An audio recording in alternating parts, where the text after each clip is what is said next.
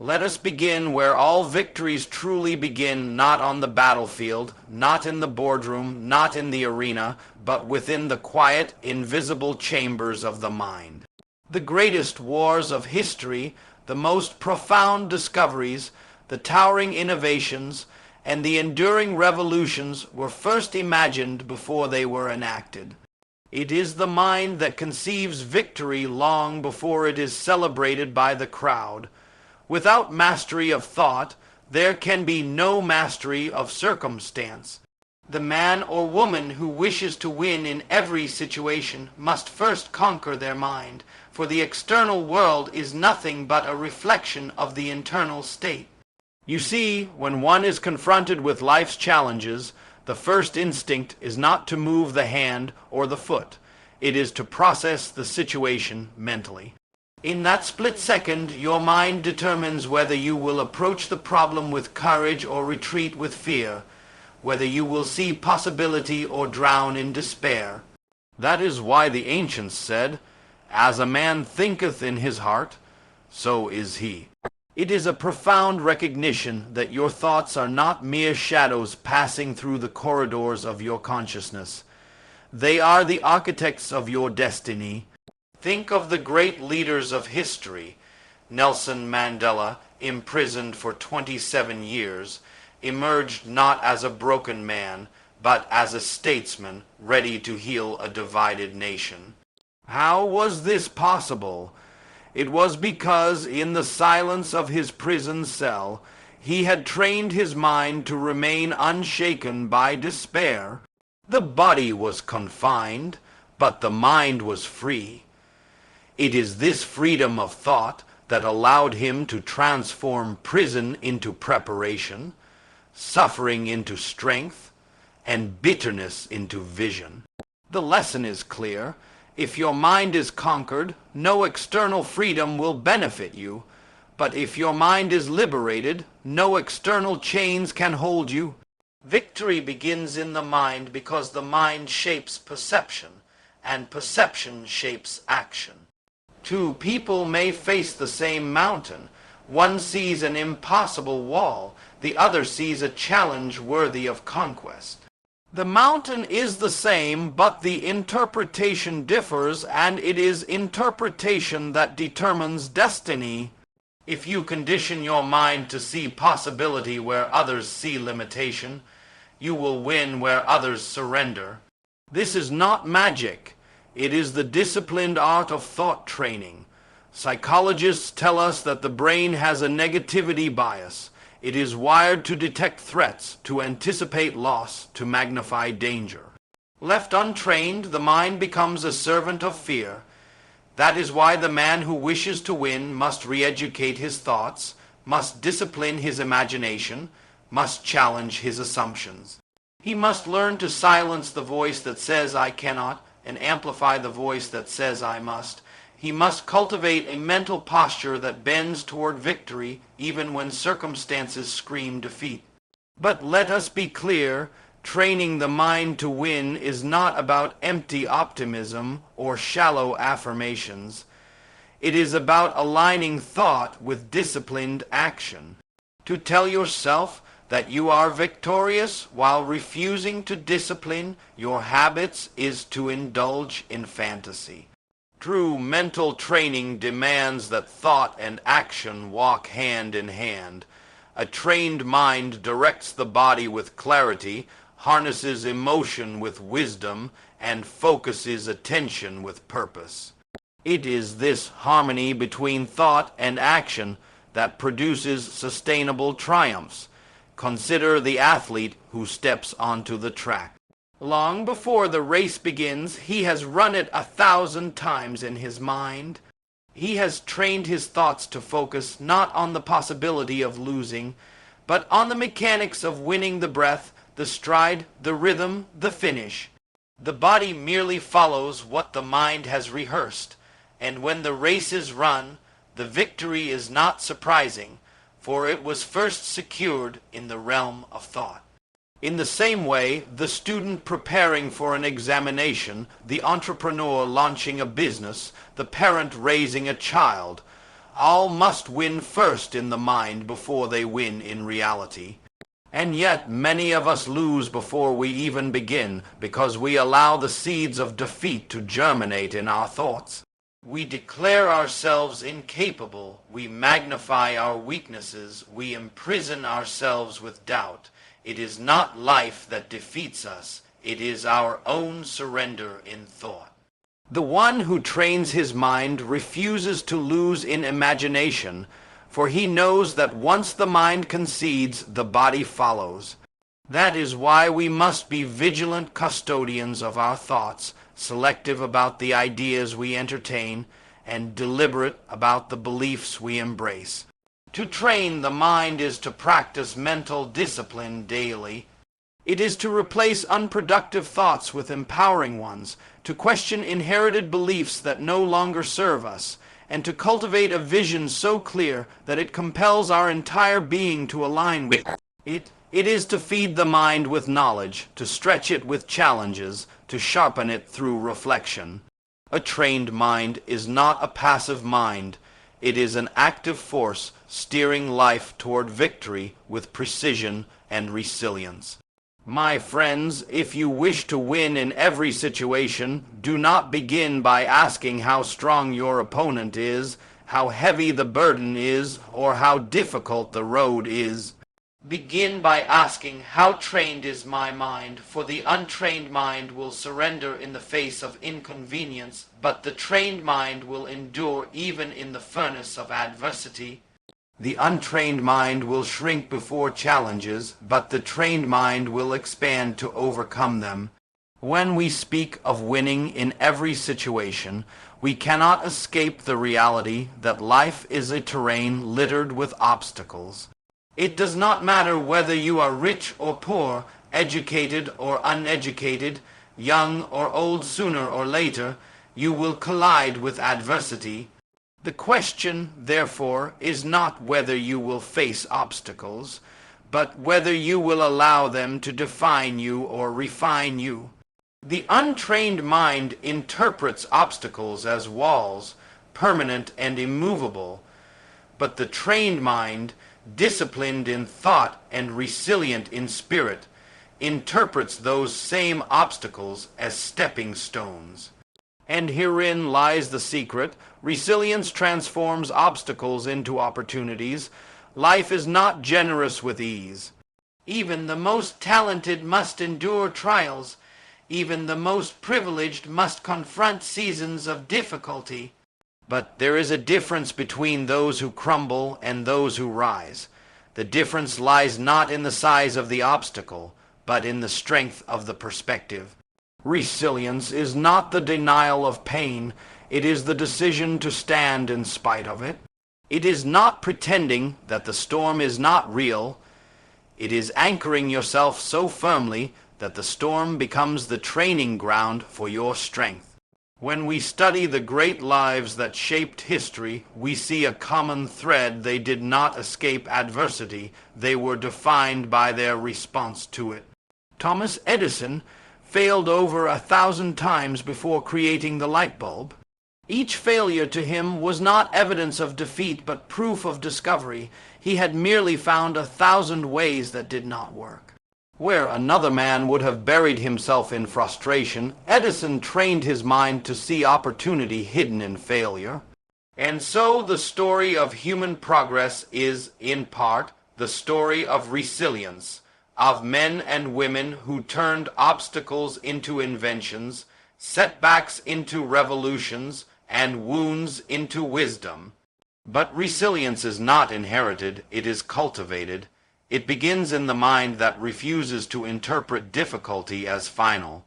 When a child learns to walk, he stumbles again and again, yet the thought of giving up never crosses his mind. The child has not yet been conditioned by failure, so each fall is merely a rehearsal for walking. That is resilience in its purest form. But as we grow older, society teaches us to fear failure, to interpret stumbling as shameful, and thus many abandon their pursuit at the first sign of resistance. To train the mind to win, One must unlearn this conditioning and return to the childlike conviction that falling is not failure. It is feedback. There is a psychological truth worth remembering. The mind magnifies what it focuses on. If you dwell on the obstacle grows larger than life. But if you dwell on the possibility beyond the obstacle, the opportunity expands before you. The resilient mind has learned to shift focus, to refuse to be hypnotized by the barrier, and instead to be energized by the breakthrough that lies on the other side. It is a subtle shift, but it is the difference between paralysis and progress. Consider, too, the spiritual dimension. Many traditions remind us that struggle precedes growth. The seed must break before it becomes a tree. The caterpillar must wrestle within the cocoon before it emerges as a butterfly. The diamond is formed under pressure, the gold purified through fire. If nature itself insists that greatness must pass through adversity, then should we not accept our obstacles as companions in the journey toward victory? To reject difficulty is to reject growth.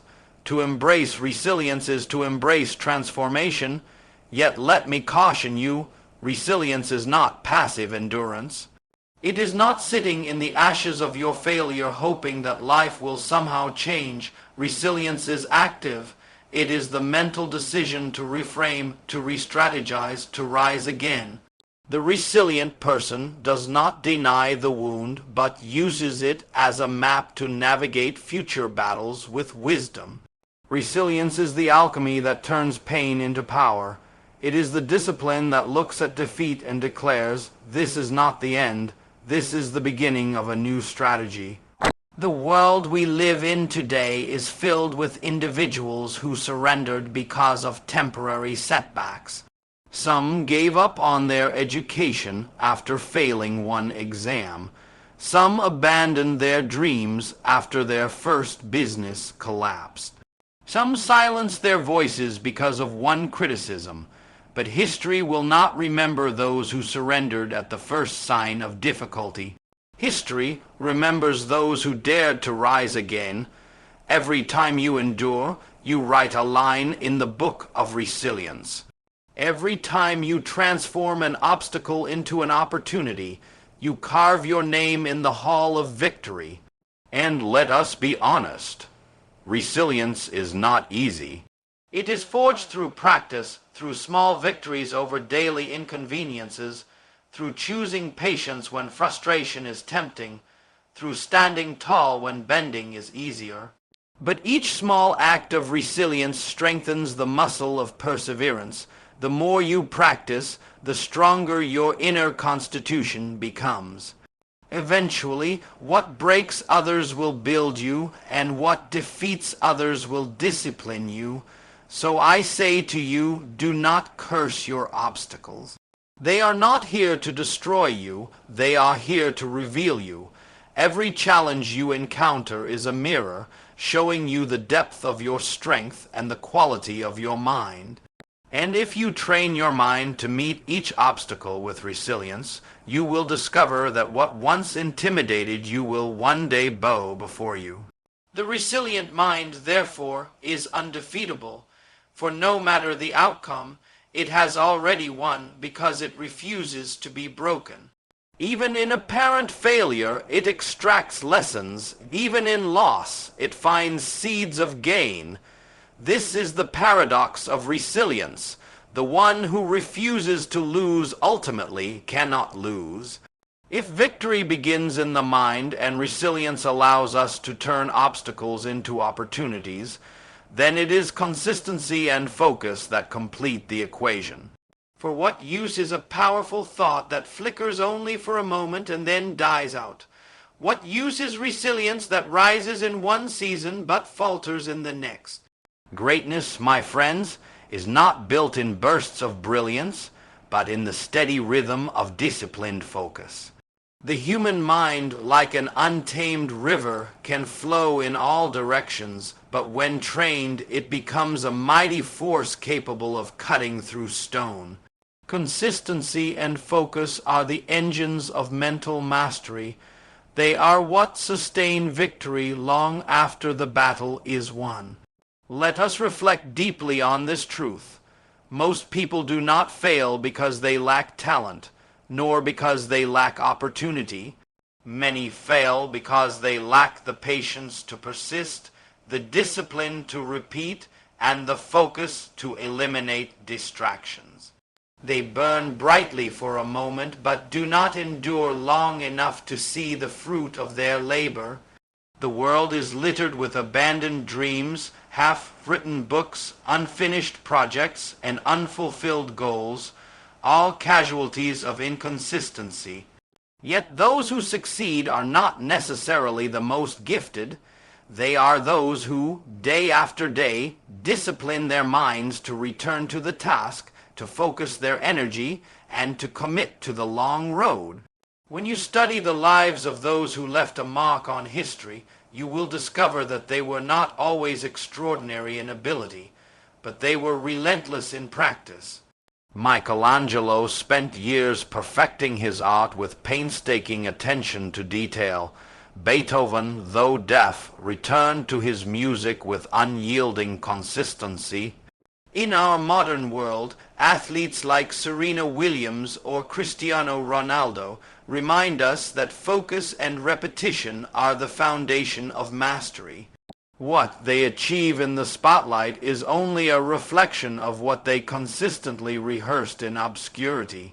The untrained mind is easily seduced by novelty. It jumps from one pursuit to another, distracted by the illusion of shortcuts, intoxicated by the promise of quick results. But the trained mind knows that consistency is the silent architect of greatness. Every day you return to your discipline, you carve a new groove in the architecture of your destiny. Every day you stay focused on your purpose, you deepen the roots of success. Over time, the harvest becomes inevitable, not because of luck, but because of the law of persistence. Philosophers have long reminded us that the good life is not the product of intensity, but of habit. Aristotle taught that excellence is not an act but a habit. It is what we repeatedly do. If you wish to win in every situation, then cultivate habits that align with your vision. A man does not suddenly become victorious on the day of the competition. He has been winning silently in his daily routines, in his nightly disciplines, in the 1,000 unseen choices that prepared him for that moment. The competition only reveals what consistency has already produced, but consistency alone is not enough.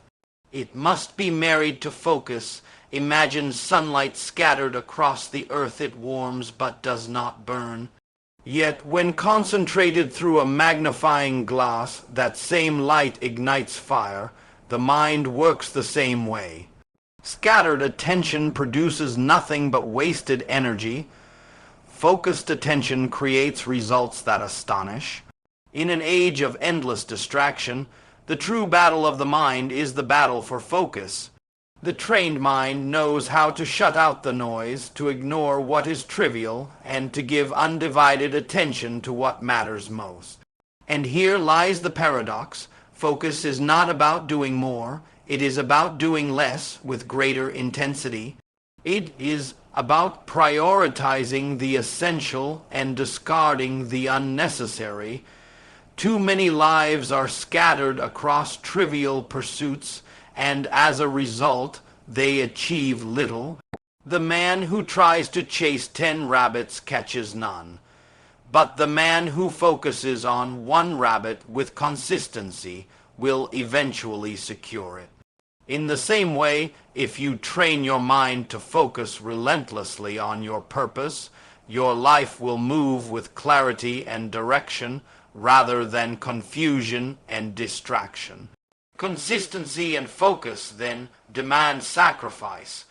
You must be willing to say no to the temporary pleasures of distraction in order to say yes to the permanent reward of mastery. You must endure the boredom of repetition. for repetition is the mother of excellence. The pianist plays the same scales endlessly. The writer revises the same lines repeatedly. The athlete runs the same drills daily. To the untrained eye, this seems monotonous, but to the disciplined mind, this is the path to mastery. What looks like repetition is actually refinement, and what feels like monotony is in fact transformation. We must also recognize that consistency and focus are not fueled by willpower alone. They are sustained by vision. A clear vision anchors the mind, reminding you why you began in the first place. Without vision, consistency becomes drudgery and focus feels like punishment. But with vision, every repetition has meaning, every act of discipline carries purpose, and every sacrifice becomes an investment. The mind, when anchored to a vision, finds strength to endure where others surrender. My friends, to win in every situation, you must learn to discipline your thoughts not just for a moment, not just for a season, but for a lifetime. The trained mind does not scatter itself on distractions. It concentrates its energy on purpose. The trained mind does not grow weary in the face of repetition. It embraces it as the pathway to mastery. The trained mind understands that consistency is not glamorous, but it is glorious, for it is consistency that bridges the gap between desire and destiny.